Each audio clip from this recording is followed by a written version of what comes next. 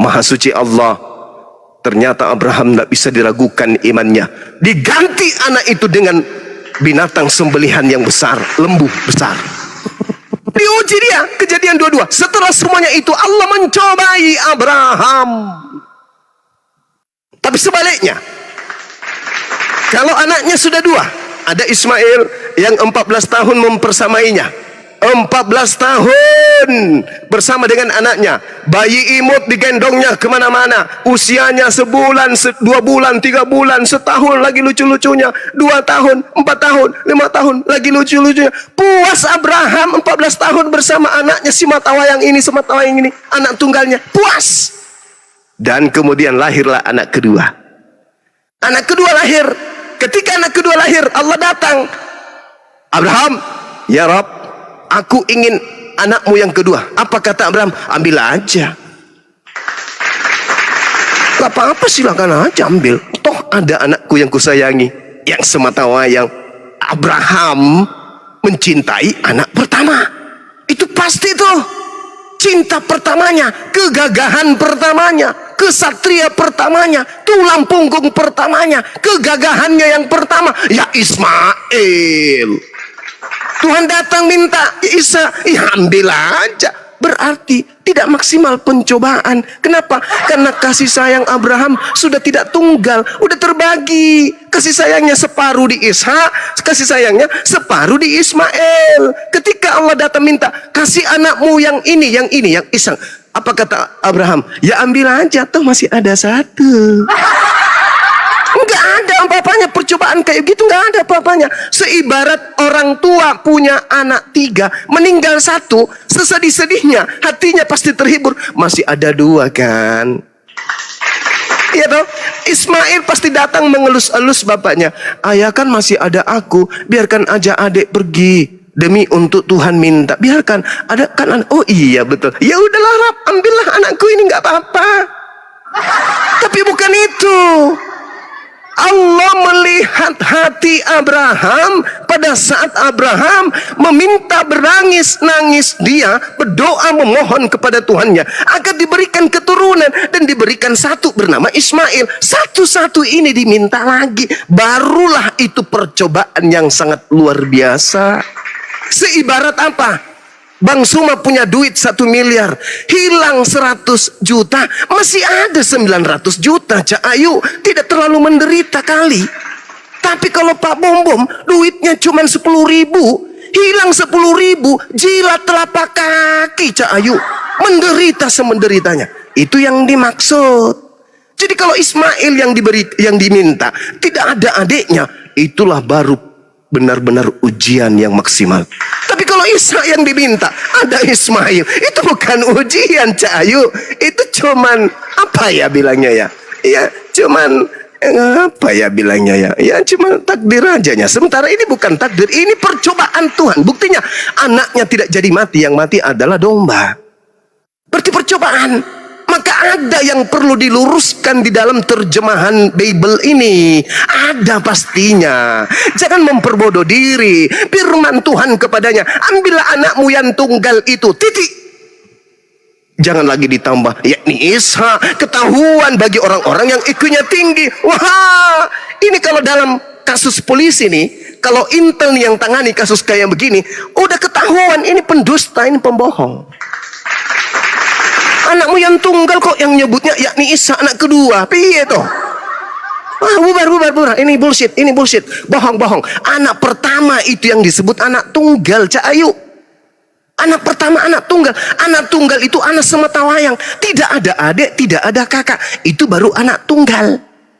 Kalau sudah ada kakaknya disebut anak tunggal, hanya orang yang makan plastik basi yang bisa mengimani itu. Makanya Al-Quran saya menceritakan kalian, yukhadi'unallaha walladzina amanu. Mereka ingin menipu Allah. Mereka ingin menipu orang-orang beriman.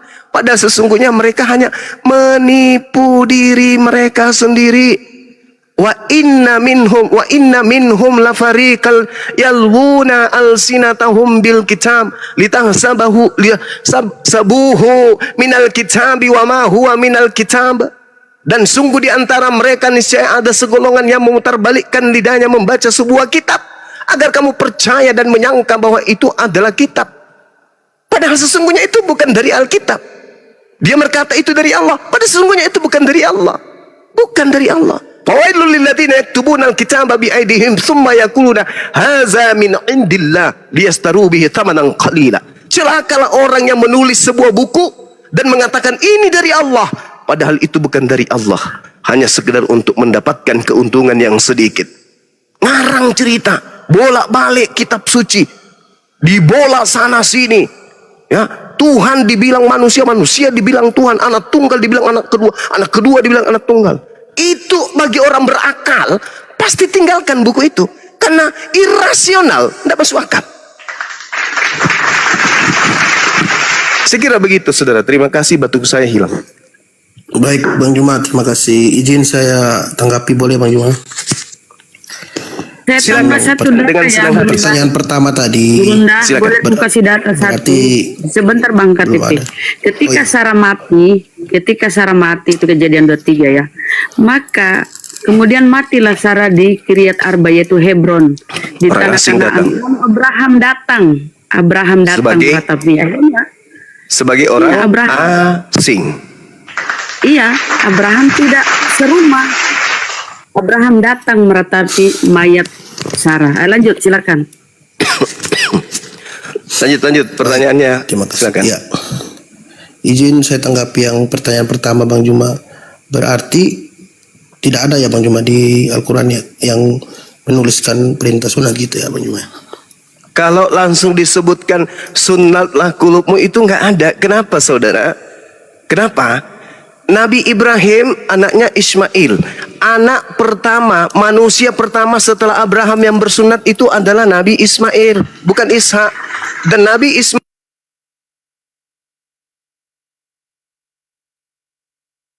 bersunat, masakan orang yang bersunat diperintahkan bersunat. Wahai Nabi Muhammad, sunatkanlah dirimu. Loh, kan aku sudah bersunat. Coba ada nggak literasi di dalam Islam? Orang Arab pada masa Rasulullah begitu masuk Islam mereka disunat. Semisal sahabat-sahabat Abu Bakar, Utsman, Umar, Ali, disunat tak mereka setelah mereka masuk Islam? Tidak. Kenapa bisa? Karena mereka sudah sunat dari kecil. Mereka keturunan Nabi Ismail. Secara turun-temurun adat istiadat mereka secara rutinitas setiap bayi mereka lahir mereka sudah disunat. Sama seperti orang Yahudi, keturunan Isa disunat, keturunan Ismail disunat, bahkan keturunan Ismail lebih dulu disunat daripada Nabi Ishak. Maksud saya Nabi Ismail lebih dulu disunat daripada Ishak. Orang yang mengentaskan kemudian Islam lebih dulu sunat daripada Yahudi. Pahami itu. Kecuali Anda ingin mengatakan di dalam Al-Quran tidak ada sunat, berarti Nabi Muhammad tidak sunat. Berarti saya juga bisa begitu dong. Di dalam Taurat tidak ada dikatakan sunat Musa, tidak ada dikatakan Daud sunat, tidak ada dikatakan Salomo sunat. Berarti mereka orang ini tidak bersunat dong. Kalau mau bodoh-bodohan kayak gitu, mari kita bodoh sama-sama. Aku nggak mau, nggak jadi. Anda aja, silakan. Oke, baik. Kalau Silakan. di hadis ada Bang Juma?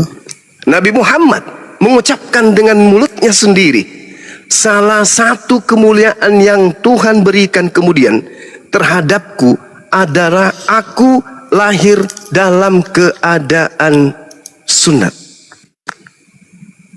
Itu saudara. Oke, baik. Izin satu lagi Bang Juma. Silakan. Kalau hadis itu dari ulama atau dari sahabat? Maksudnya Al-Quran kan firman Allah. Kalau Yes. hadis itu dari tafsir dari ulama-ulama atau dari sahabatnya Nabi Muhammad itu? Jadi gini, saya uraikan supaya mudah saudara pahami. Gini, kalau kita berbicara mengenai hadits, Nabi Muhammad menerima firman Allah. Yesus menerima firman Allah. Nabi Muhammad tidak menambah, tidak mengurangi firman Allah. Yesus tidak menambah, tidak mengurangi firman Allah. Bagi mereka ada firman Allah, baik Nabi Muhammad maupun Yesus yang adalah Nabi. Firman Allah. Uraian mereka tentang firman Allah inilah yang disebut hadits. Jadi kalimat Allah datang kepada manusia biasa kayak Bang Suma ini harus melalui guru-guru. Harus melalui guru-guru. Guru-guru yang menjelaskan. Guru-guru menerima dari Nabi Muhammad. Nabi Muhammad menerima dari Roh Kudus. Roh Kudus kemudian menyampaikan kepada Nabi Muhammad. Nabi Muhammad kepada sahabatnya. Sahabat kepada tabi'in. Tabi'in turun lagi kepada tabi'in. Sampai kepada imam-imam, ulama, guru-guru. Kemudian ke santri. Seperti saya. Itu. Nah, Al-Quran datang kepada Nabi Muhammad. Untuk supaya Nabi Muhammad ini menjelaskan Al-Quran itu kepada orang lain, maka penjelasan Nabi Muhammad inilah yang disebut hadits. Mana legalitas Nabi Muhammad untuk menyampaikan hadits? Al-Quran. 1. An-Nahl ayat 44. 2. Al-Baqarah ayat 129. 3. Al-Ma'idah ayat 67. 4. An-Nisa ayat 64. Al-Ma'idah ayat 31. Dan seterusnya, dan seterusnya. Itu perintah Allah kepada Nabi Muhammad untuk menjelaskan isi Al-Quran. Penjelasan inilah yang disebut hadits. Sampai sini paham? Ya, paham Bang Juma. Oke. Saya pikir ada situ kejadian di mana sahabat Nabi melihat contoh Nabi Muhammad lagi pergi ke suatu tempat ditulis gitu. Seperti itu bukan ya Bang Juma? Ya, hadits itu adalah perbuatan Nabi Muhammad, persetujuan Nabi Muhammad, ketetapan beliau, perkataan beliau yang menguraikan kemudian satu hukum. Itulah yang disebut hadits. Jadi Nabi Muhammad berkata, kemudian Nabi Muhammad menyampaikan cara-cara. Misalnya, sallu kama ra'aitumuni usolli. Salatlah kalian sebagaimana kalian melihat aku salat. Maka sahabat menguraikan. Salatnya Nabi Muhammad begini, mengangkat tangan, kemudian melipat di depan dada, lalu kemudian rukuk, berdiri kemudian, lalu turun langsung sujud, lalu duduk, lalu sujud lagi, lalu kemudian berdiri kembali. Begitu diuraikan oleh para sahabat. Siapa yang punya potensi, siapa yang punya kemudian kapasitas untuk menjelaskan Nabi Muhammad? Sahabat dong. Siapa yang berpotensi, yang punya kapasitas untuk menjelaskan Yesus? Murid-muridnya dong. Berapa muridnya Yesus? 12 dong. Tapi kenapa yang menjelaskan bukan muridnya? Lukas bukan muridnya, Markus bukan muridnya, Paulus bukan muridnya. Siapa lagi? Matius, penulis buku Matius juga bukan muridnya. Penulis buku Yohanes juga bukan muridnya. Kenapa loncat? Kalau hadits Al-Quran setelah Nabi Muhammad, ya sahabatnya dong, muridnya dong. Setelah muridnya, ya muridnya murid. Habis itu ya cucunya murid. Habis itu ya cicitnya murid. Seterusnya turun. Makanya ada yang disebut dalam Islam sanad. Apa sanad itu? Mata rantai penyampaian informasi. Dari si A ketemu si A, si B ketemu si C ketemu si D ketemu dengan E ketemu dengan F ketemu dengan G, begitu seterusnya sampai hari ini. Itu Islam. Kalau di Kristen, Yesus, habis itu kemana? Langsung terjun ke K, tidak melalui B, C, D, F, G, H, I, J, langsung di K. Dari mana Lukas mendapatkan berita-berita itu? Dari kesaksian-kesaksian orang. Siapa orangnya? Ente gelap.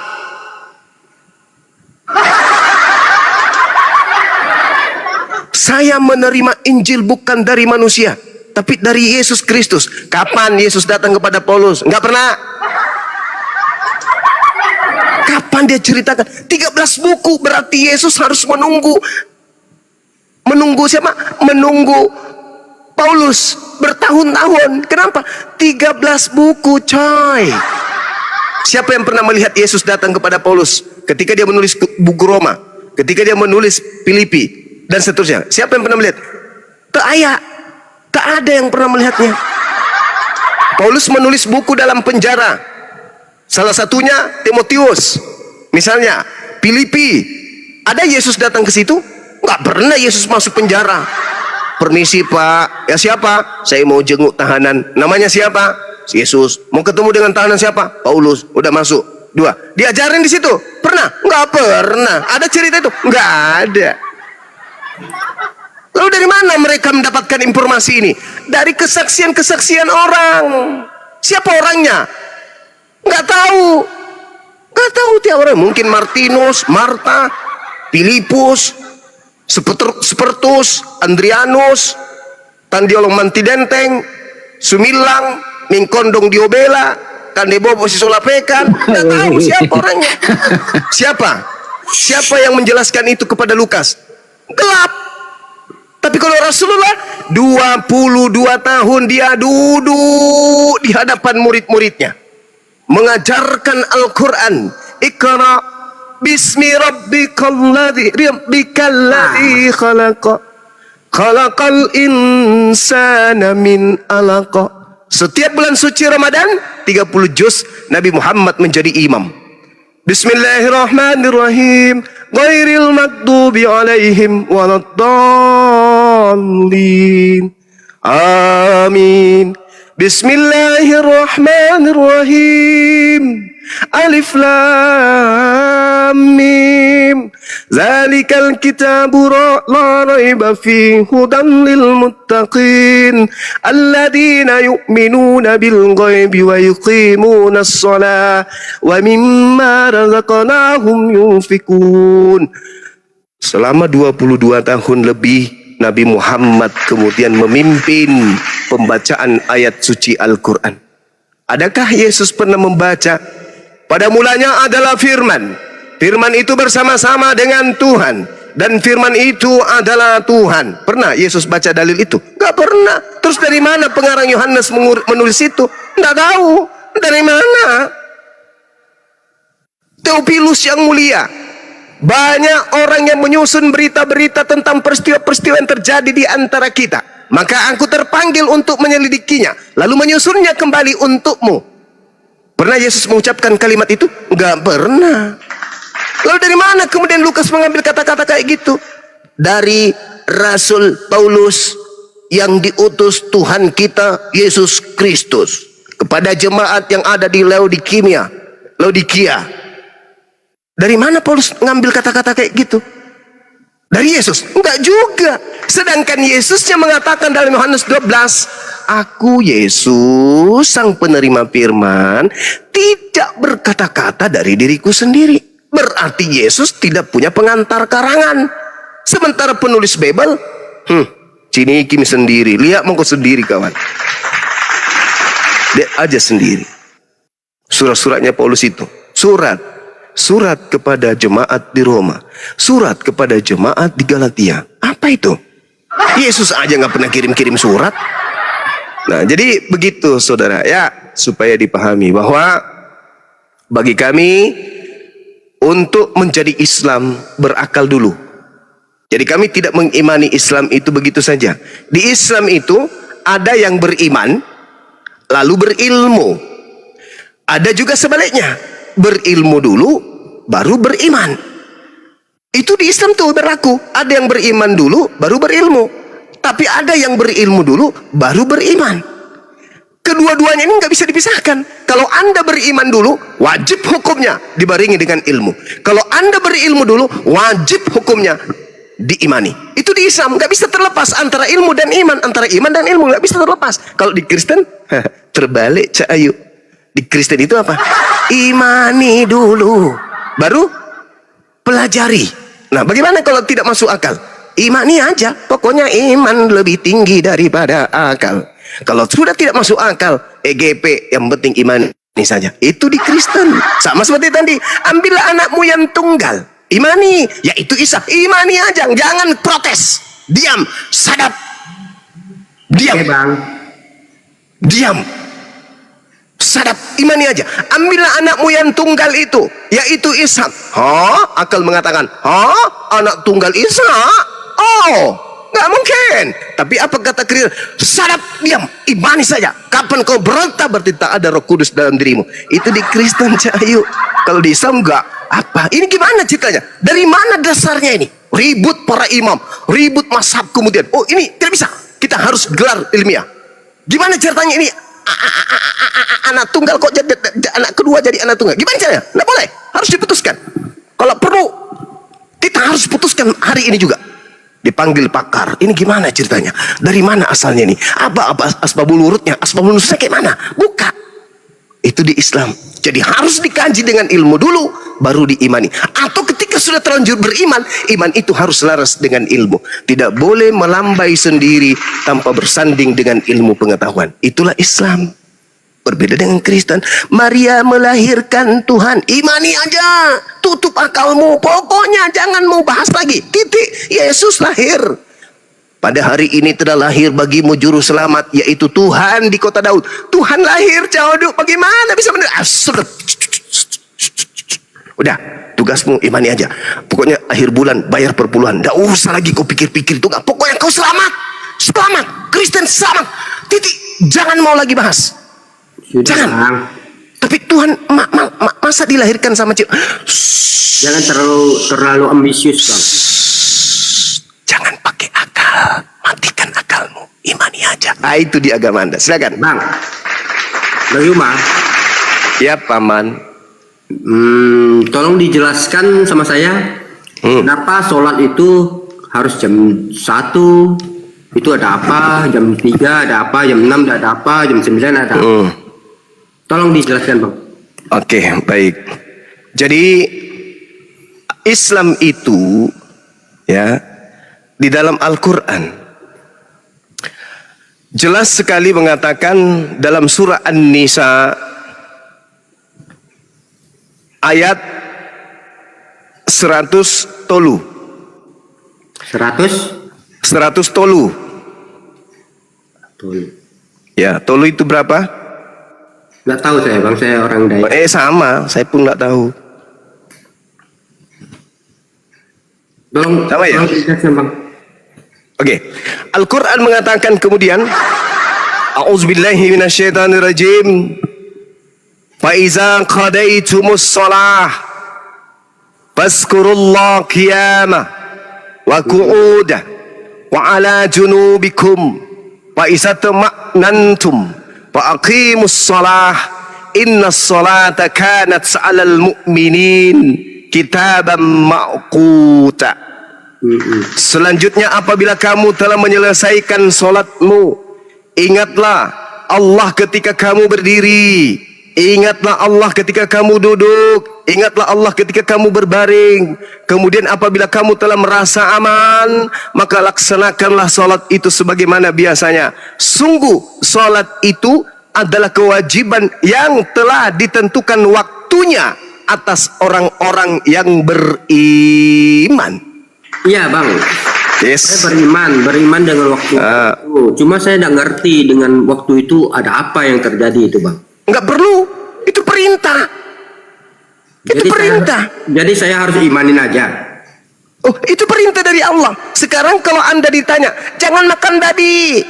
Anda bertanya kepada Tuhan, kenapa kau haramkan babi itu? Tanyakan dulu, jelaskan dulu kepada saya. Saya pokoknya tidak mau tunduk. Kau jelaskan dulu.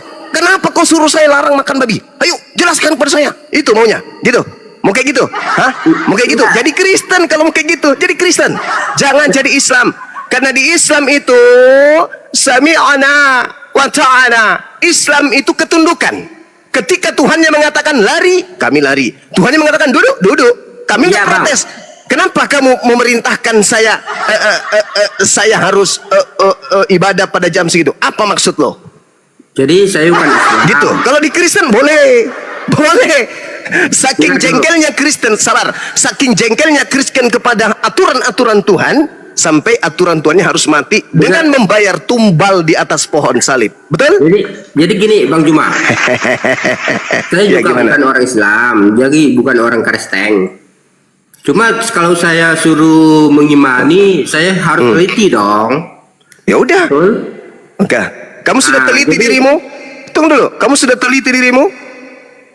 Ya udah. Kamu udah teliti? Ada berapa urat saraf yang ada di tangan kirimu? Enggak kita Saya tanya dulu. Kamu meneliti sesuatu yang sudah diajarkan untuk ditaati oleh Tuhan. Katanya kau harus meneliti dulu. Kamu sudah meneliti ada berapa urat saraf yang ada di pelipismu? Sampai Enggak. matamu itu bisa berkedip. Enggak begitu Bang Juma. Giliran Saya- Tuhan yang memerintahkan begini. kamu harus seklek. Kamu harus tanya, kenapa harus saya begini? Pernah nggak Begini kamu Bang nanya? Juma.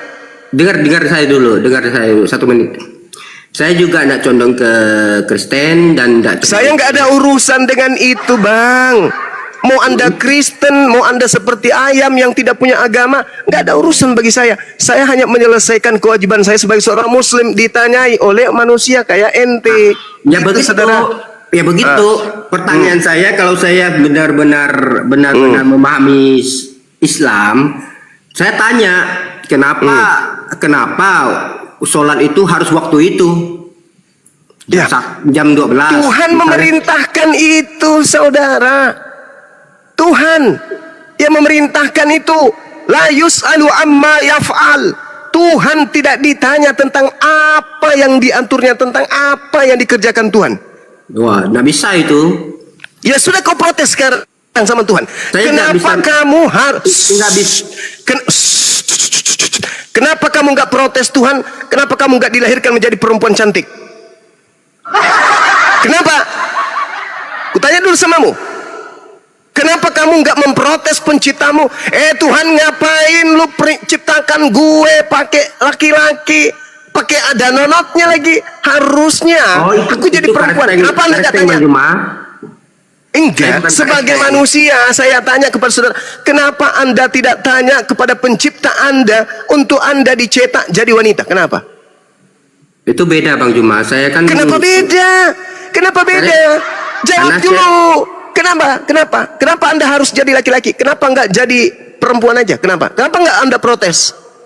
Begini Bang Juma, saya Iya, bukan gimana? Kristen. Juga Saya tahu saudara, banyak orang Kristen yang sudah malu mengakui dirinya Kristen. Apalagi kalau berhadapan dengan ahli kitab seperti Bang Suma.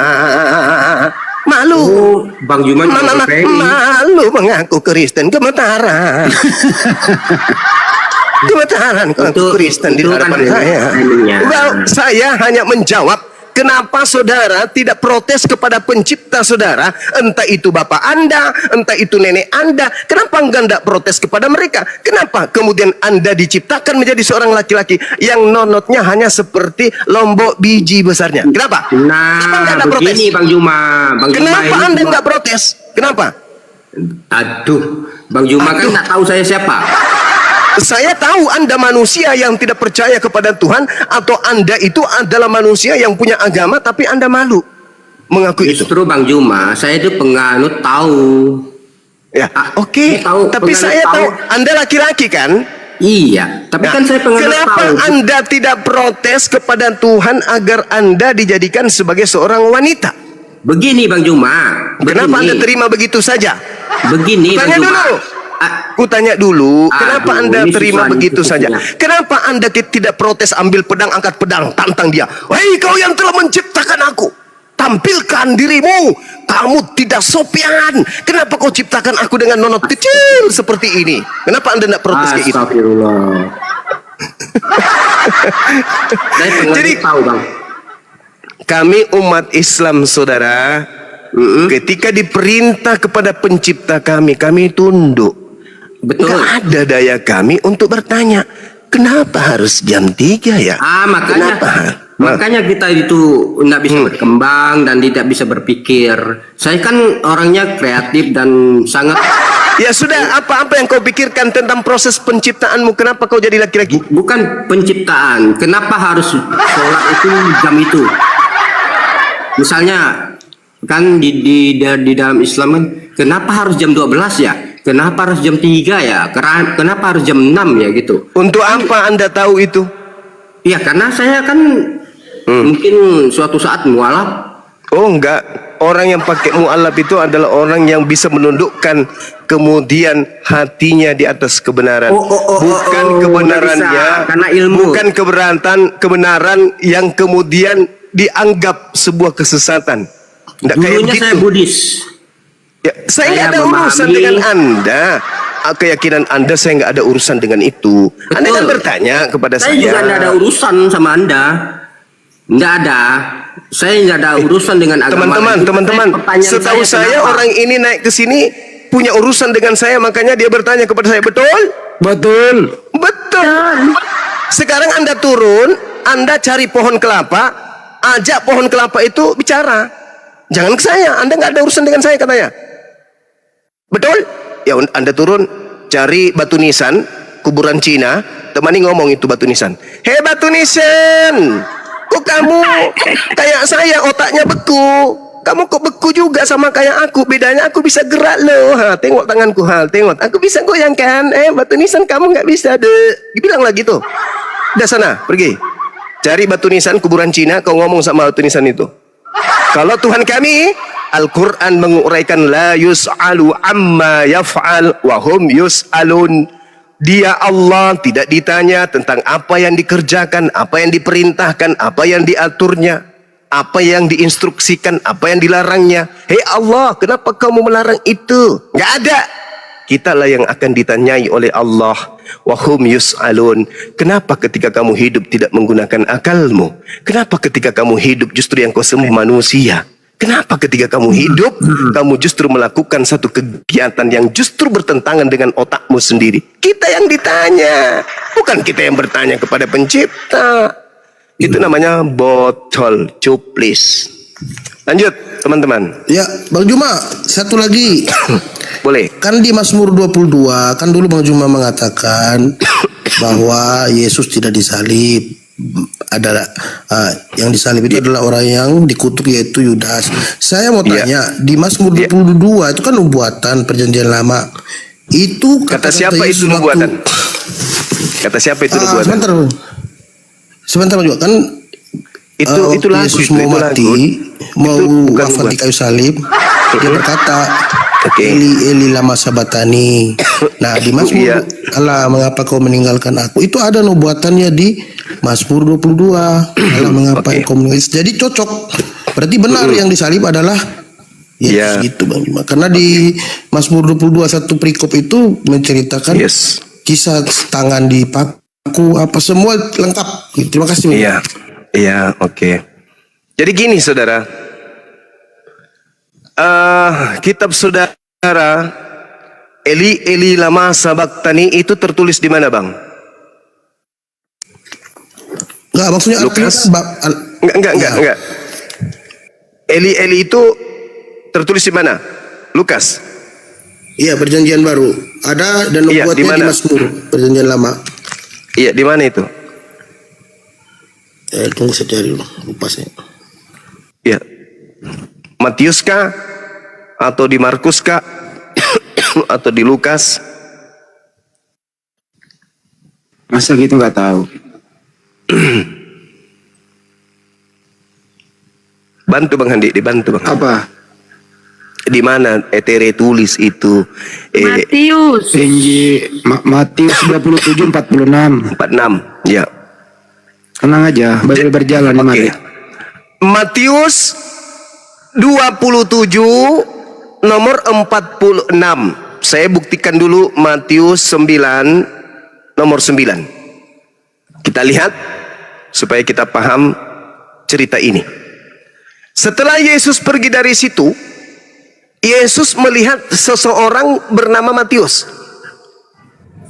Berarti yang menulis ini bukan Matius dong. Andaikan yang menulis ini murid Yesus, maka dia akan mengatakan, setelah Yesus pergi dari situ, Yesus melihat aku. Tapi dia mengatakan, setelah Yesus pergi dari situ, Yesus melihat seseorang yang bernama Matius duduk di rumah cukai. Lalu Yesus berkata kepadanya, ikutlah aku. Maka berdirilah Matius lalu mengikuti dia. Tertulis di mana? Matius 9 nomor 9, Cak Ayu. Berarti Matius ini, kitab Matius ini tidak dituliskan oleh murid Yesus. Agar supaya buku ini dianggap sebagai tulisan murid Yesus, maka buku Matius diberi nama Matea. Padahal itu bukan tulisan Matius. Dan memang kitab terdahulu milik orang Kristen ini itu tidak ada namanya dulunya, nggak ada. Belakangan baru dikasih, oh ini Yohanes, ini Markus, ini Matius. Itu belakangan munculnya baru dikasih nama. Termasuk kitab Wahyu. Nah, sekarang kita masuk. Anda mengatakan bahwa di dalam kitab Mazmur itu bukan nubuat, kawan. Sudah tertulis itu sebuah lagu. Untuk pemimpin biduan menurut lagu. Rusa di kala pajar. Bukankah Yesus itu domba? Ini rusa. Rusa sama domba 2025 udah sama ya, Bang Andi? Tidak. Oh tidak sama, masih tetap beda. Di data nomor 2, Eli, Eli, mengapa engkau meninggalkan aku? Lanjut. Aku berseru tetapi engkau tetap jauh dan tidak menolong aku. Yesus ini minta tolong sama siapa? Yesus Tuhan turun jadi manusia, minta tolong kepada siapa lagi? Katanya Kristen satu Tuhannya. Allahku, ilahku, aku berseru-seru pada waktu siang. Oh ya? Tetapi engkau tidak menjawab. Terus? Dan waktu malam, tetapi juga tidak engkau aku tenang. Malam? Bukannya malam itu dia sudah dikubur. Mana yang betul ini? Ilahku, aku berseru-seru padamu pada waktu siang. Oke lah, pada waktu siang dia berseru, betul. Tapi pada waktu malam Yesus berseru enggak? Kalau waktu siang dia berseru kan? Bapa, ampunilah mereka, sebab mereka tidak mengetahui apa yang telah mereka lakukan. Itu oke lah, kita anggap itu. Eli, Eli, lama sabachthani. Oke. Tapi pada waktu malam apa teriakannya? Kira-kira, ibu, ibu, lapar ibu, dingin, dingin, gak ada selimut. Akhirnya mungkin ibunya mendengarkan atau temannya akrabnya mendengarkan bernama Maria. Sampai subuh raja di hari Minggu dia datang ke kuburan. Padahal cerita yang ada di Mazmur ini, siang dia teriak, malam juga dia teriak. Pada waktu malam, pada waktu siang kemudian aku teriak, berseru-seru, tetapi engkau tidak menjawab. Dan pada waktu malam, tetapi tidak juga aku tenang. Coba, malam dia tidak tenang. Apakah Yesus teriak juga pada malam hari? Perasaan dia pukul 18 sebelum pukul 6 sore karena mau masuk sabat. Yusuf Arimatea dan Maria dan juga Nikodemus minta kepada Pilatus untuk supaya jenazah yang ada di atas pohon ini diturunkan. Baru dimasukkan ke dalam goa. Goa milik Yusuf Arimatea, orang kaya pada saat itu. Tapi tidak ada orang mendengarkan teriakan di malam hari. Gak ada. Berarti ini hanya cocok-cocokan yang tadi yang bukan murid Yesus supaya dianggap itu adalah Yesus. Saya kalau jadi Kristen malu mengambil data ini, malu. Mencocok-cocokkan cerita di dalam Bible saya dengan cerita yang ada di kitabnya orang Yahudi, biar dianggap kelap. Dulu sebelum ada internet, umat Islam boleh ditipu dengan kata-kata ini. Eli, Eli, lama sabachthani. Boleh umat Islam ditipu. Yang ada di pelosok, yang jauh dari internet, jauh dari pendidikan, jauh dari informasi. Boleh misionaris masuk. Kemudian dia memurtadkan. Tapi hari ini saya katakan kepada misionaris, dengar, kalau kalian masih menggunakan data ini, siap-siap ku permalukan. Orang-orang yang menulis Bible ini, ingat, saya katakan sekali lagi, ingat. Septuaginta dituliskan pada abad ketiga sebelum Masehi. Ditulis dalam bahasa Septuaginta, direvisi, dikoreksi, dicocok-cocokkan dengan selera siapa? Selera Romawi. Setelah itu di abad keempat muncul tulisan-tulisan yang sudah kemudian dikanon. Yang tidak lulus kanon disebut sebagai Injil Apokripa, Injil yang disembunyikan. Filipus, Barnabas, itu disembunyikan semua itu. Lalu kemudian yang cocok dengan imannya orang Roma Yunani, Lukas. Yang satu Markus, yang satu lagi dikasih nama Matius, yang satu lagi dikasih nama Yohanes. Cocok tuh dengan orang-orang yang Roma. Satu lagi surah-surah Paulus cocok dengan mereka. Tetapi Taurat cocok nggak? Nggak cocok. Makanya dikatakan perjanjian lama. Padahal Taurat itu adalah perjanjian baru. Yeremia 31 nomor 31 sampai 33. Aku akan mengadakan perjanjian baru dengan Bani Israel dan Bani Yahudi. Apa itu? Aku akan memasukkan hukum Taurat ke dalam batin mereka. Berarti perjanjian barunya adalah hukum Taurat. Tapi di meja Kristen, hukum baru Tuhan ini malah dikatakan sebagai perjanjian lama. Lalu kemudian Septuaginta tadi itu diusahakan sebisa mungkin dicocokkan dengan perjanjian baru, dinikahkan dia, dikawinkan dia, supaya berpelukan. Berpelukan. Jadilah kitabnya Kristen. Itu dibuat supaya sama.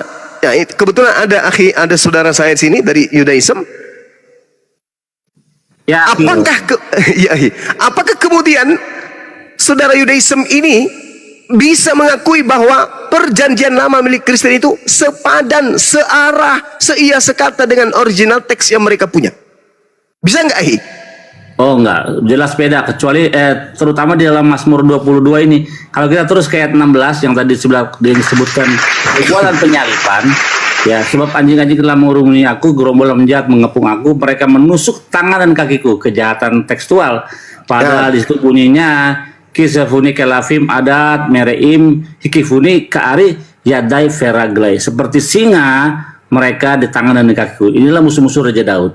Jadi teksnya diganti untuk sama biar dengan konsep Yesus digambarkan dalam kitab Mazmur. Ya, tidak salah yang ku bilang. Bang Suma itu belajar.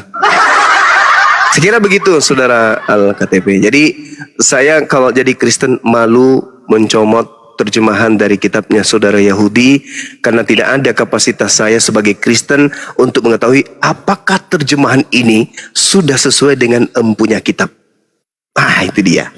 Seibarat Kristen itu seperti sekelompok manusia mengambil terjemahan Al-Quran lalu mereka jadikan sebagai kitab suci dan mereka mendirikan agama baru. Itulah yang terjadi dengan Kristen.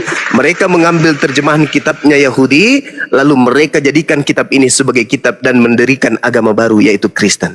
Lucu kan? Lucu.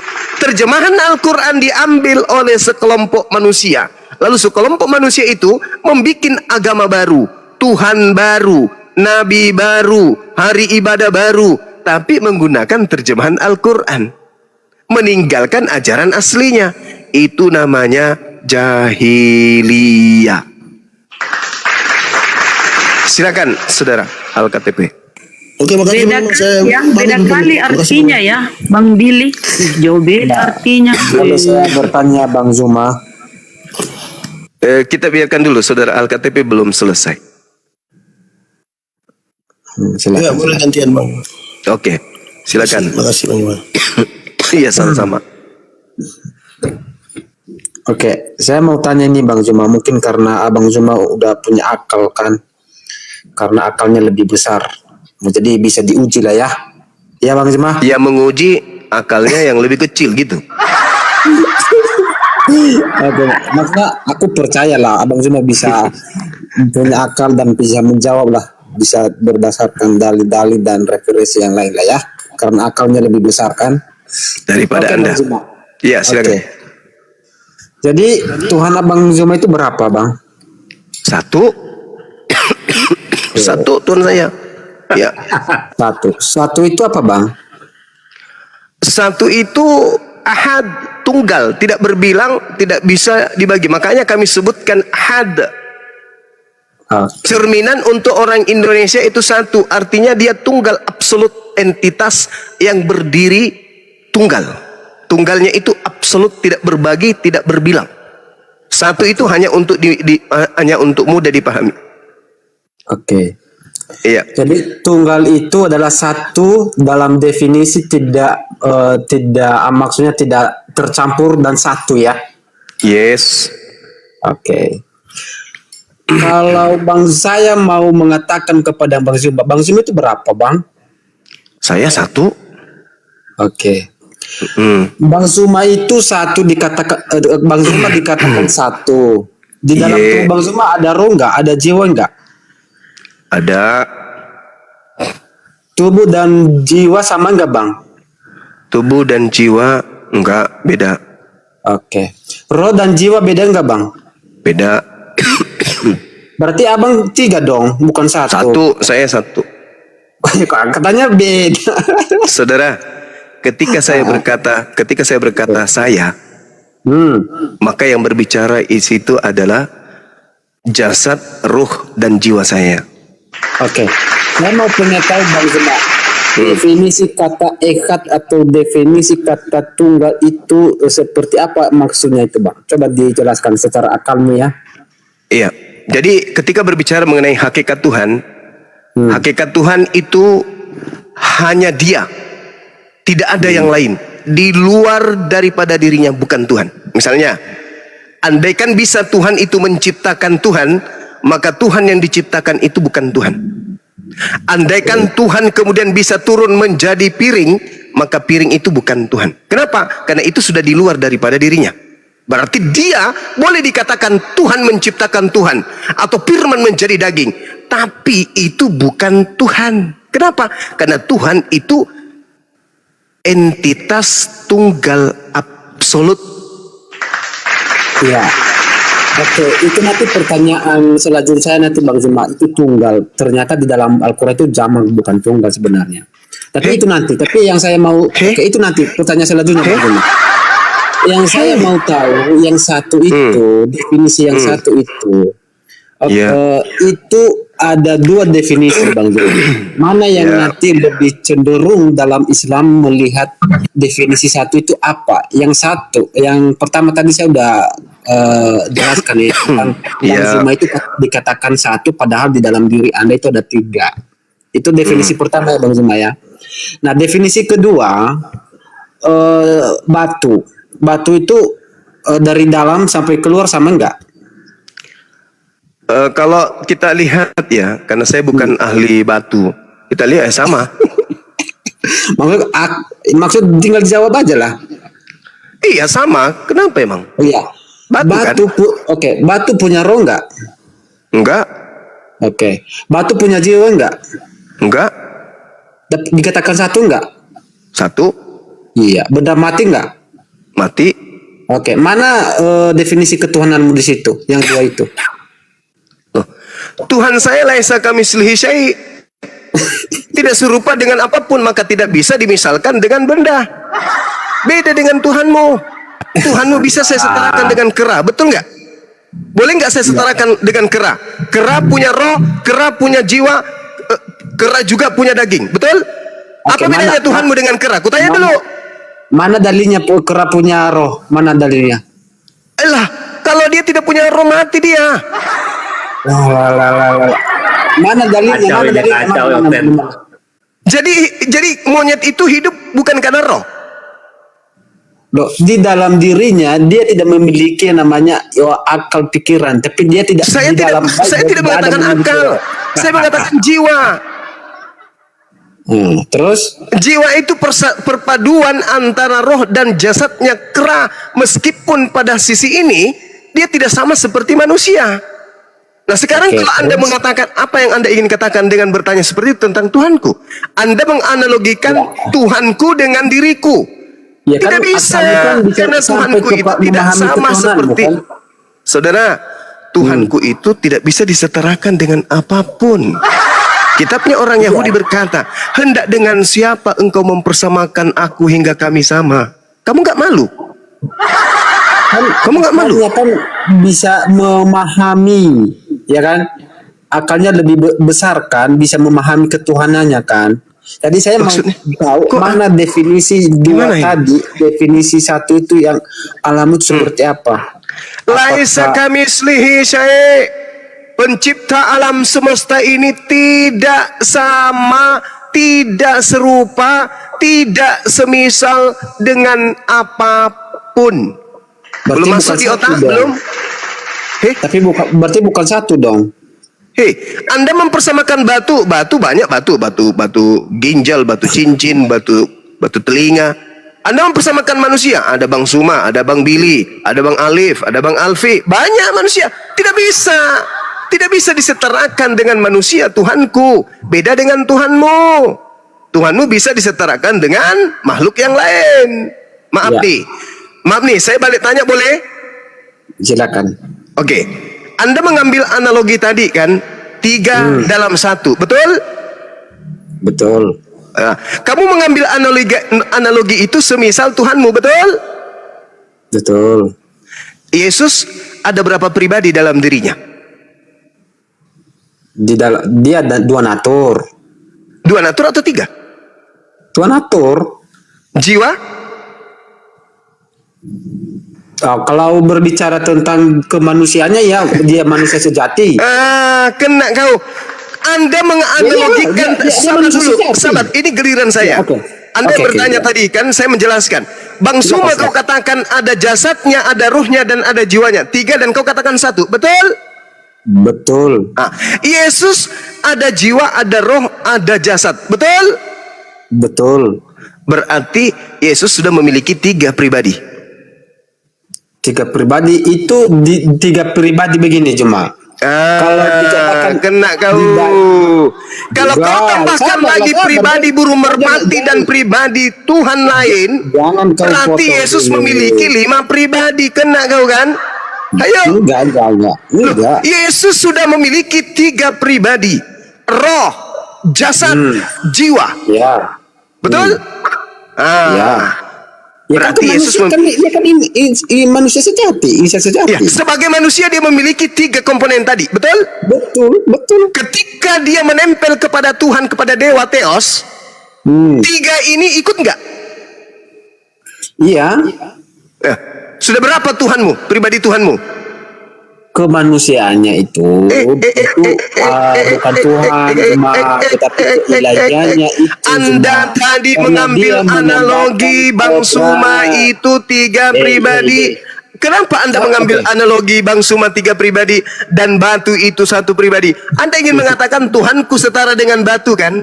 Ya. Dan Anda ingin mengatakan Tuhan Anda ingin mengatakan Tuhan Anda setara dengan manusia kan? Ya, begini Pak. Yesus sudah memiliki 3 pribadi. Berarti Benda Yesus mati itu dan benda hidup. sabar. Berarti Yesus itu sudah memiliki trinitas di dalam dirinya, 3 tetapi 1. Jangan kau campur lagi Bapak masuk ke situ.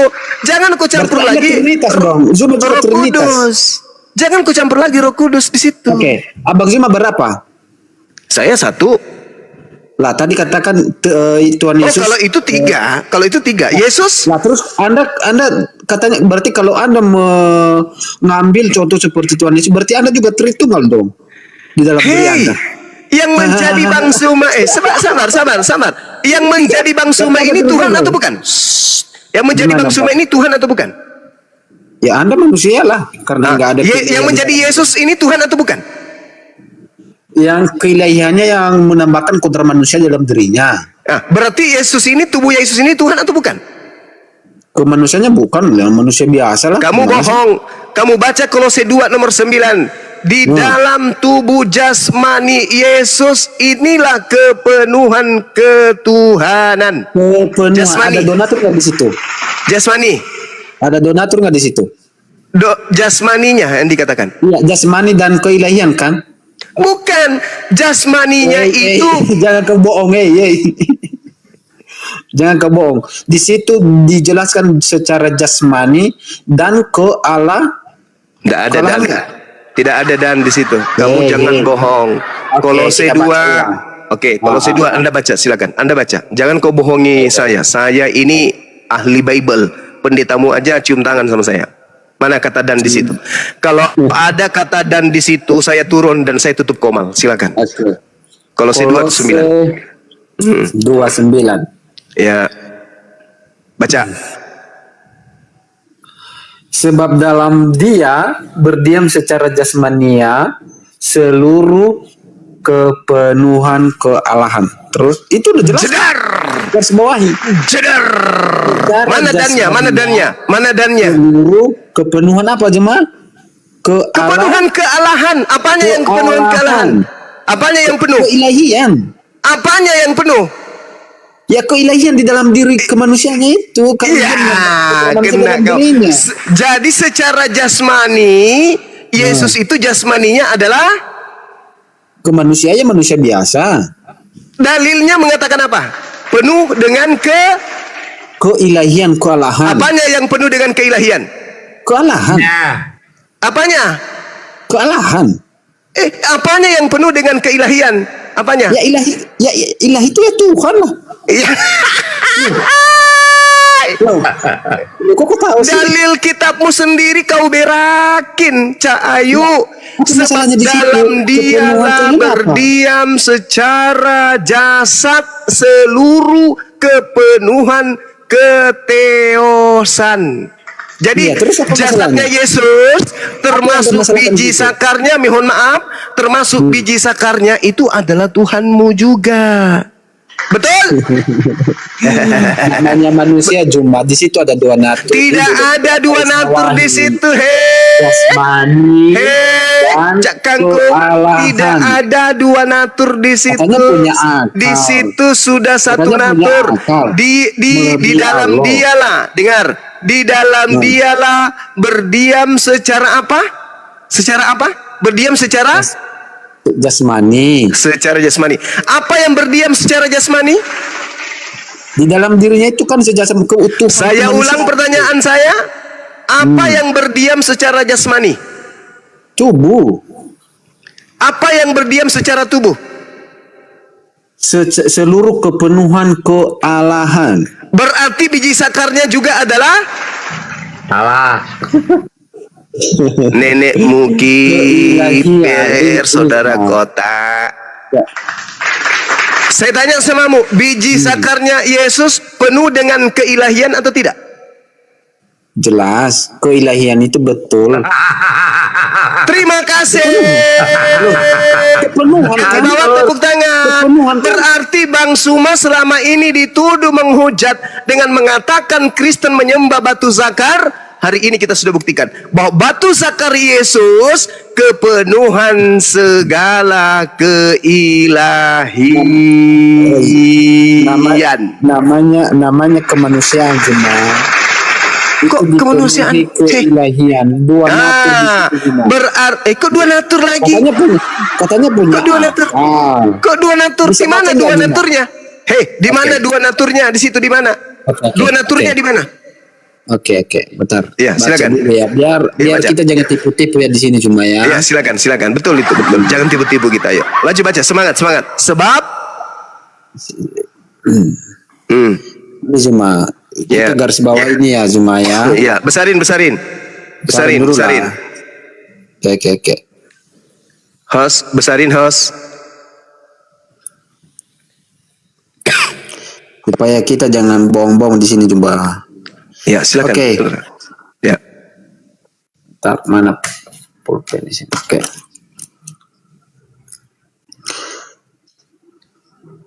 Sebab di dalam dialah berdiam Berdiam. secara jasmani. Jasmani itu apa jemaah? Biologis, Kehidupan. tubuh, jasad. Garis bawah ini ya. Ini Iya, poin jasmani. ini, Bang. Ini poin. Iya, jasmani. Ini Oke, poin, jasmani. ya. Iya, jasmani. Ini poin. Ya. Dan enggak ada dan seluruh Mana dan? kepenuhan ke Ah. Ilahian. apa ini cuma Keilahian, keteosan dalam bahasa Yunani. Ini ada keteosan dua situ. poin, ini poin kedua cuma. Jadi jasmani dan kealahan. Jadi Allah kealahan diam berdiam di secara dalam tubuh. oh, bukan begitu. Berarti Apa? jasadnya Yesus. Dengar. Jasadnya Yesus itu berdiam padanya. Jasadnya Yesus itu berdiam padanya Bang Zuma ketuhanan. bisa Betul? menggunakan bahasa Indonesia dengan baik nggak? Bisa. Oke. Dalam jasad Yesus. Bentar. Saya mau lihat dulu kosakata bahasa Indonesia Anda. Jasad itu disematkan kepada siapa, Zuma? Jasad itu kepada tubuhnya Yesus. Di dalam bahasa Ibraninya, Yunaninya disebut somatikos. Oke, Jadi buka KBBI somatikos itu Zuma. tubuhnya. Buka KBBI Zuma. Jasad itu disematkan kepada orang hidup atau orang mati, Zuma? Orang mati. Oke. Anda udah Ya. mati belum? Apa Anda mati apa hidup? Kenapa lari ke saya ini? Enggak, kosakata Anda jasad itu kan tidak benar bahasa Oh ya bahasa- udah, secara jasmani udah, Nah, jangan pakai gitu jasad. dong. Udah. Nah, jadi- Ya, oke. Oke, jadi salah ada di situ ya. Ya, saya hilap. Oke. Oke. Nah, Jadi Baca. jasmani seluruh kepenuhan kealahan. Jadi di dalam kalau tubuh jasmani itu bicara apa? Jasmani itu bicara apa? Oke. Jasmani itu adalah berbicara kemanusiaan. Kemanusiaan dalam hal ini kedagingan, betul? Betul. Biji Berdasarkan- sakarnya termasuk kedagingan nggak? Berdasarkan Yohanes juga kan firman menjadi manusia. Iya. Ya kan? Oke. Heeh. Berarti batu sakarnya termasuk jasmaninya nggak? Termasuk. Batu sakarnya kepenuhan keilahian juga nggak? Ya dari kaki sampai kepala, betul. Oke, berarti salah nggak kalau saya mengatakan Anda menyembah Tuhan berupa biji sakar? Betul. Salah nggak? Itu salah Zuma, salah. Tadi Anda sudah Bukan mengakui disembah, itu bahwa bukan biji sakarnya itu kepenuhan keteosan. Ya kan? Iya, Betul? kepenuhan. Oke. Betul. Oke. Berarti Kepada siapa, Kak? berarti Pertanyaan saya, Zuma. Zuma. Dengar. Hei. Berarti ketika biji sakar Yesus hilang, berarti Tuhanmu cacat. Karena kehilangan bisa bagian membedakan daripada Oke. berarti Zuma, kamu bisa Tuhanmu membedakan cacat, ya, jasmani, Tuhanmu jasmani cacat. dan kealahan. Kalau sakarnya hilang, Tuhanmu cacat. Betul? Maka dia harus tetap ada zakar karena zakar juga adalah bagian daripada Tuhanmu. Betul? Cacat apa Zuma? Kamu ngomong apa sih? Nggak nyambung sih. Cacat apa yang cacat? Enggak, saya hanya ingin menolongmu. Boleh tidak kemudian Tuhanmu dikatakan sempurna kalau tidak ada biji sakarnya? Lah namanya Enggak. manusia lah. Namanya Harus ada. manusia, sempurna. Harus ada kan? Berarti biji sakar juga kepenuhan ketuhanan. Betul? Iya, mana yang layak disembah? Apakah berarti ilahi atau jasmani? berarti salah nggak kalau saya mengatakan sebagian dari Tuhanmu itu adalah biji sakar? Betul? Salah Zuma. Karena Anda kan Oke. Terima kasih Begini, Anda saya- sudah saya mengakui mau- saya akalnya lebih saya besar dari mau- Anda. Ternyata memang terbukti. Saya mau mengatakan sama Anda. Ya. Itu biji yang Anda sebutkan itu keilahian apa jasmani Zuma? Jasmani yang kepenuhan Jauh dulu itu jasmani ketuhanan. apa ilahi dulu Zuma? Jasmani yang di dalamnya berdiam segala kepenuhan Di sini letak kesalahanmu ketuhanan. Zuma. Di sini letak kesalahanmu Zuma. Ketika Anda menyatakan bahwa di dalam jasmani Yesus ada kealahan, berarti semua jasmani itu Allah, bukan cuma karena ada donatur. Jadi Anda mengatakan bahwa kami penyembah Allah yang mempunyai biji, tetapi bijinya kan manusia, bukan Allah. Yang kami sembah adalah keilahian itu, kealahan itu, bukan kemanusiaannya. Oke, kita buktikan. Kita buktikan. Ya, silakan. Anda baca Filipi 2 nomor 6 sampai nomor 8. Buka kamera. Oke. Filipi 2. Berapa? Ingat ya. Tadi sudah dikatakan sebab dalam dialah berdiam secara tubuh, Ya, jasmani, Filipi 2 berapa? seluruh kepenuhan keteosan. Dah, selesai Oke. kita di situ. Iya, oke. Berarti biji sakarnya juga adalah Tuhanmu. Loh. Tadi, nah kan Anda salah di sini kan? Kok salah pula? Oke, jasmani itu ilahi enggak? Kepenuhan ilahi. Iya. Ilahi sama jasmani sama enggak? Tetap aja nanti. Baca aja di Kolose. Tetap sama. Ya beda lah cuma. Udah. Oke, beda. Oke. Filipi berapa Sekarang coba tadi? Filipi 2 nomor 6. Oke. Filipi 2 nomor 6, nomor 7, nomor 8 coba. Oke. Saya baca ya. Ya. Yang Buka kamera. Oke. Ya. Oke.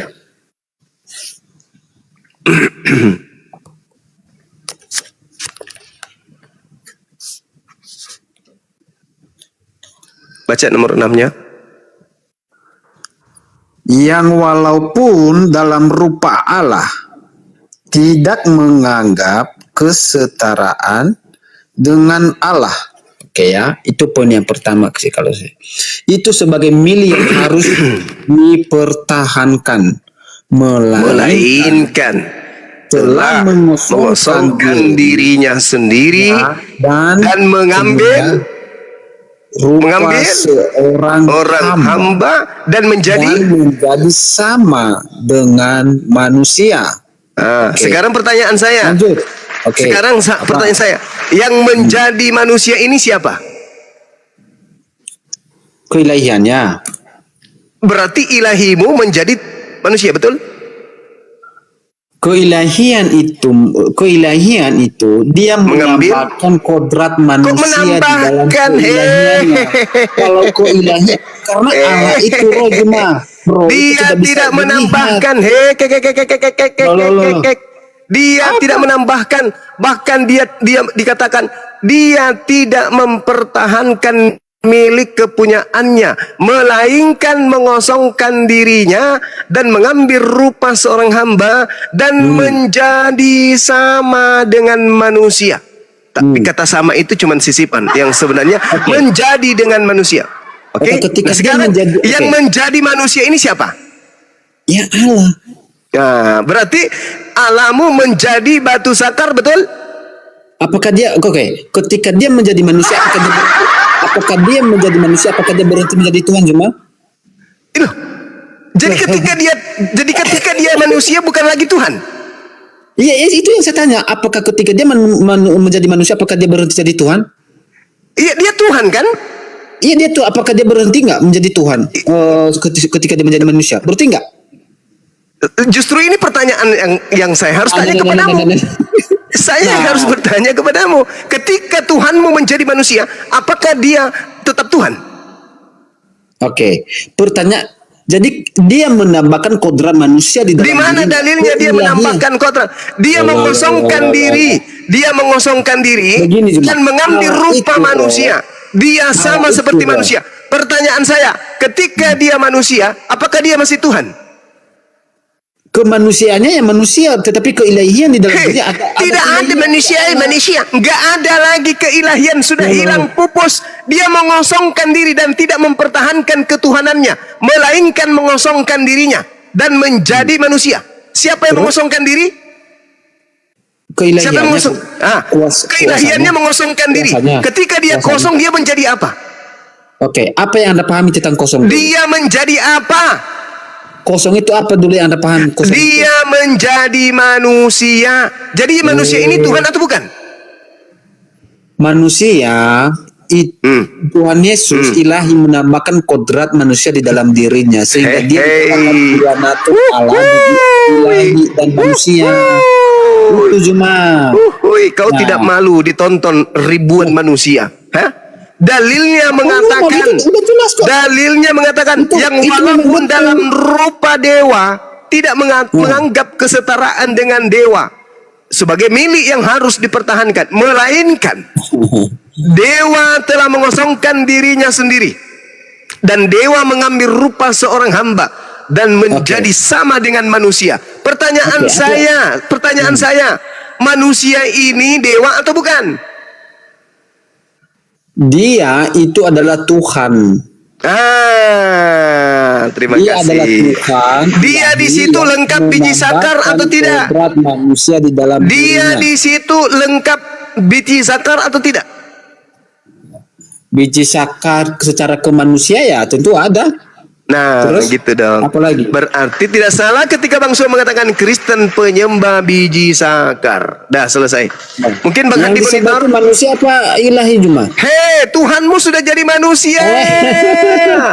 Nah, beda dengan gini ya gimana? Beda kalau biji sakar Nabi itu kan dari Tuhanmu lahir, sudah loh. menjadi manusia. Dari Kolose lahir 2 nomor bercacat. 9. Dalam Dari lahir jasmani bercacat. Yesuslah kemudian Kalau Tuhan Yesus itu sempurna. kepenuhan secara Ya elah. kedewaan. Oke. Udah. Saya mau diskusi dengan orang yang sedikit naik level. Yang pasti menurut uraian Anda sendiri, Kolose 2 nomor 9, Filipi 2 nomor 6, nomor 7 nomor 8 menghantarkan Anda kepada penyembahan terhadap makhluk yang punya biji zakar. Asyhadu adadu. Lanjut, teman-teman. Bang Handi monitor. Mantap.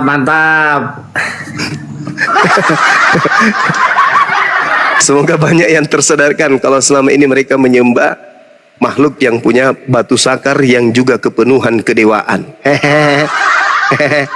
Ya berarti kalau pemikiran Tuhan telah menjadi manusia, ya namanya manusia ada biji zakarnya, ini logikanya. Berarti semuanya disembah gitu. Oh iya dong. Betul itu, betul. Betul. Berarti kalau bahwa kita di- mengatakan mereka menyembah nonot gak apa-apa ya? Jangan juga kita hargai perasaannya. Kecuali dalam keadaan berdiskusi seperti ini, secara ilmiah kita berdata boleh. Tapi kalau kita langsung tuh, penyembah nonot, itu nyakitin hati mereka, janganlah. Meskipun dengan ucapan itu banyak yang tersahadatkan kemudian. Bahaya ini Kak, bisa jadi ini panggilan baru ini.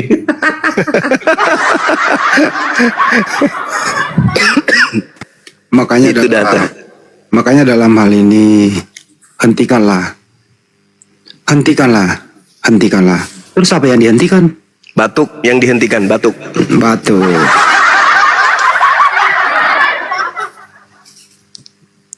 Shalom Bang, selamat malam. Ya.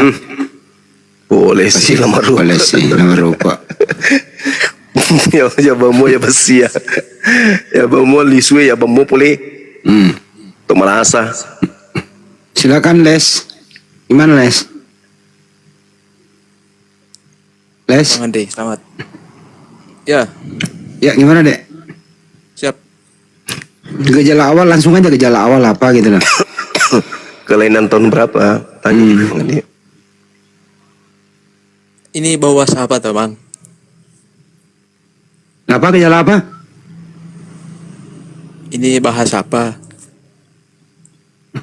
Kamu agamanya apa Les? Kristen. Kristen. Kristen itu artinya apa? Pengikut Kristus. Wes mantap, jujur sekali.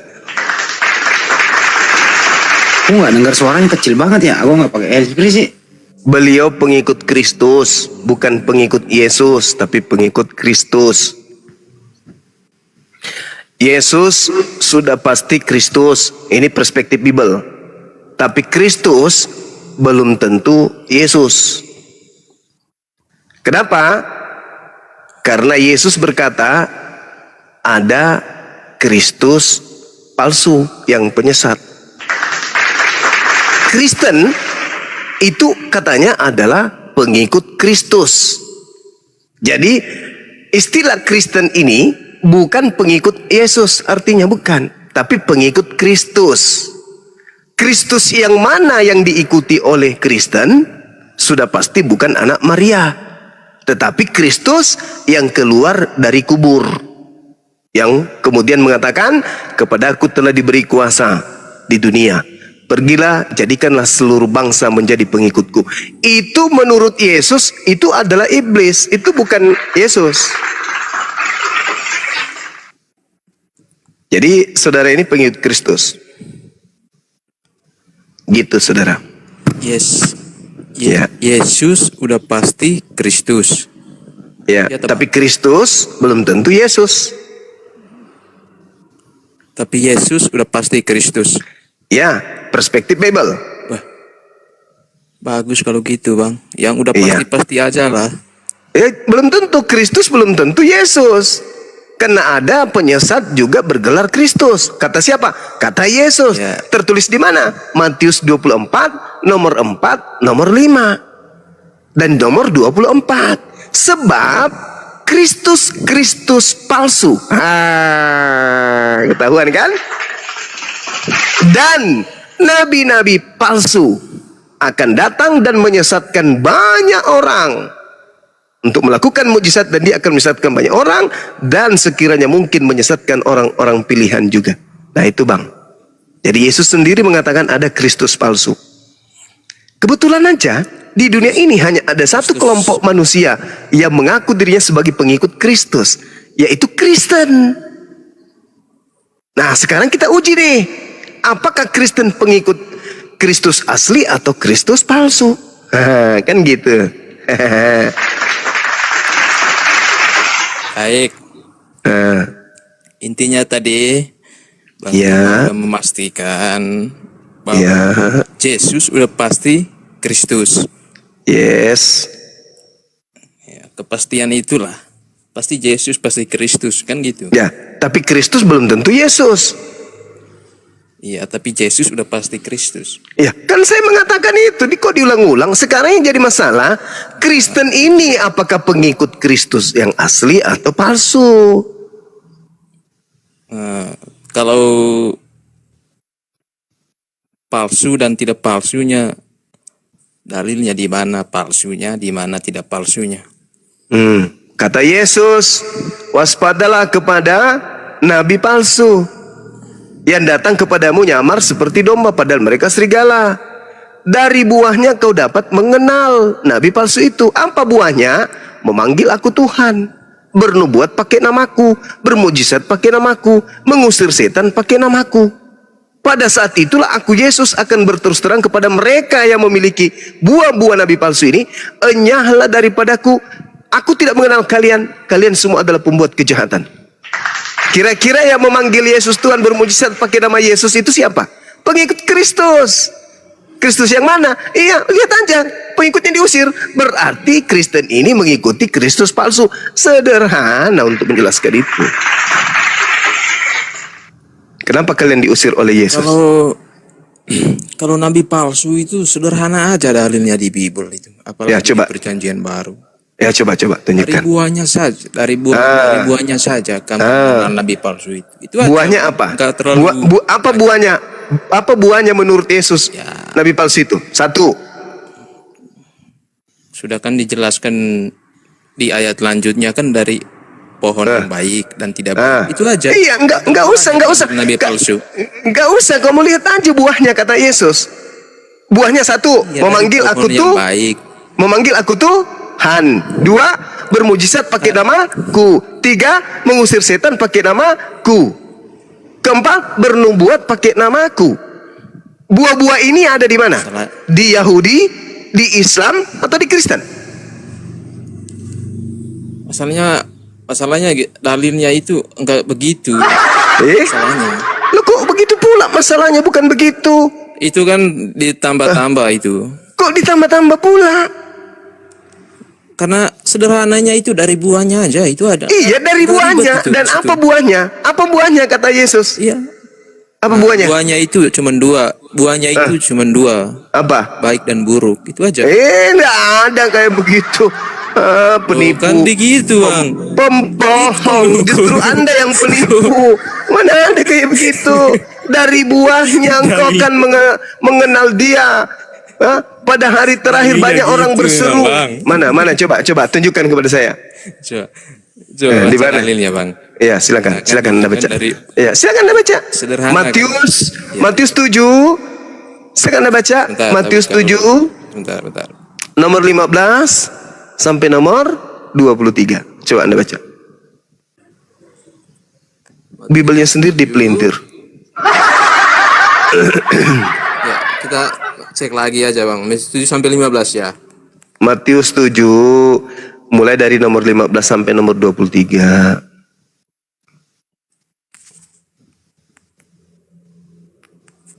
Ayo saudara-saudara Kristen yang dibawa merapat, kita ajarin Bible. Silakan merapat, dengarkan di bawah, renungkan, pikirkan ya. Ayo. Waspadalah kepada. Bentar bang. Biar nggak tipu-tipu kita ini. Iya, silakan.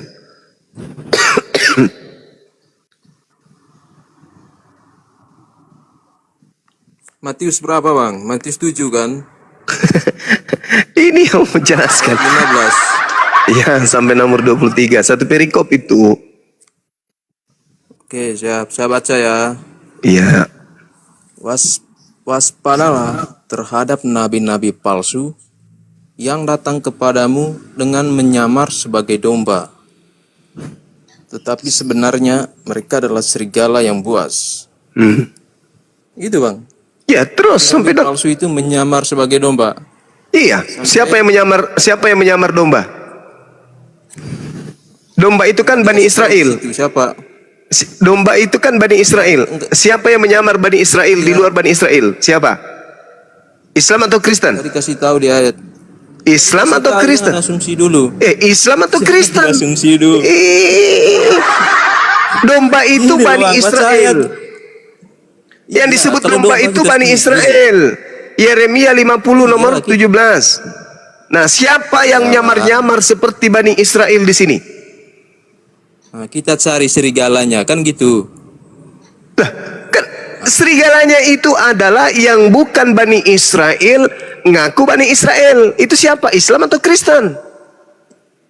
Iya, makanya kita cari serigalanya itu, Bang. Loh, kok dicari lagi? Sudah ada jadi ada nyata kok. Di mana? Masih dicari.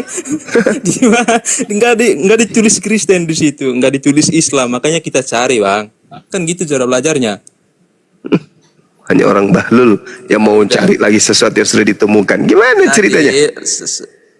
Jadi saya baca terus dulu. Jadi Ya gitu dong. Udah ketahuan ya? Kamu Udah ketahuan. mereka.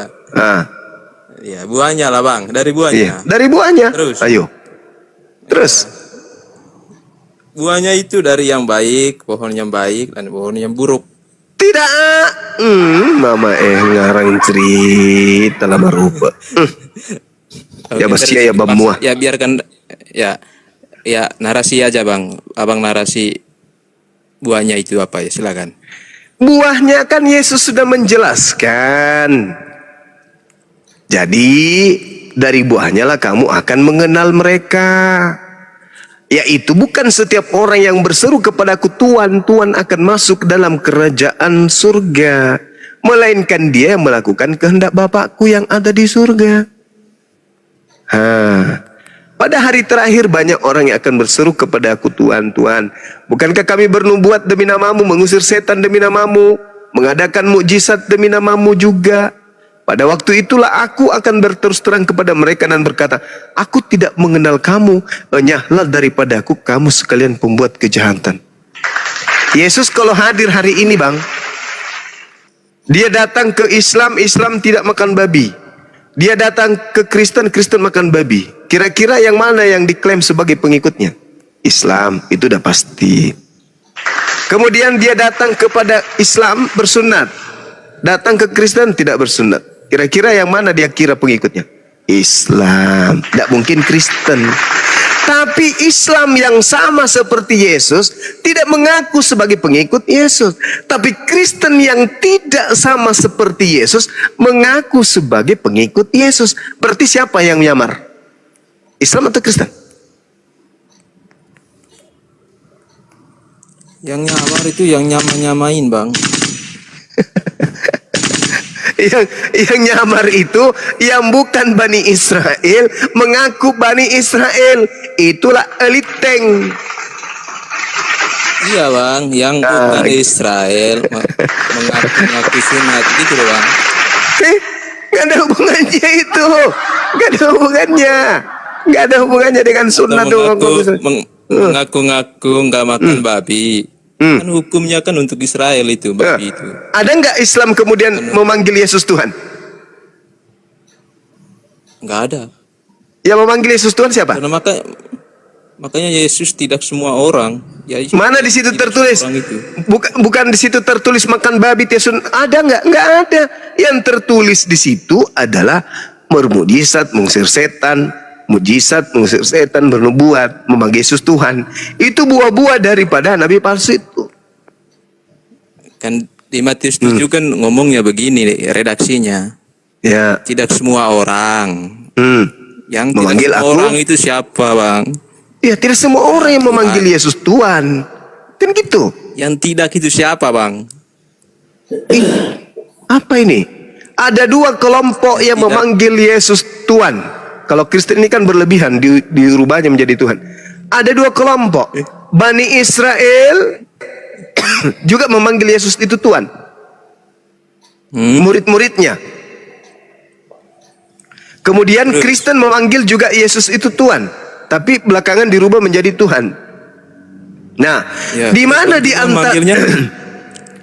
di mana di antara kedua kelompok ini yang melakukan kehendak Bapa? Yang melakukan kehendak Bapa. Di mana di antara kedua ini yang tidak melakukan kehendak Bapa? Kehendak Bapa itu adalah hukum Taurat harus dijalankan. Kristen tidak menjalankan hukum Taurat. Berarti Kristen lah yang dimaksud.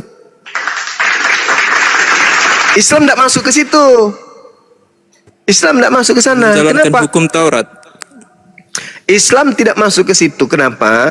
Karena Islam tidak kemudian bermukjizat, mengusir setan, bernubuat pakai nama Yesus. Islam tidak ada di situ.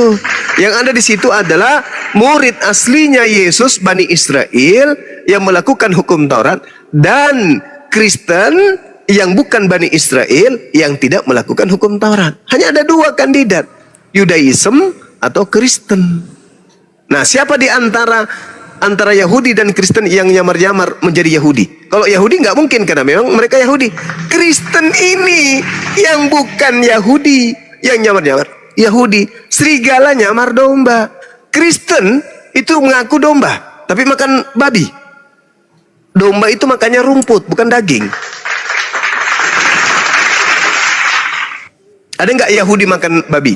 Enggak. Kenapa? Mereka domba. Kalau kalian makan daging babi, bisa nggak kalian itu dikategorikan domba? Tidak. Namanya apa nih? Namanya Puter- manusia atas sebelum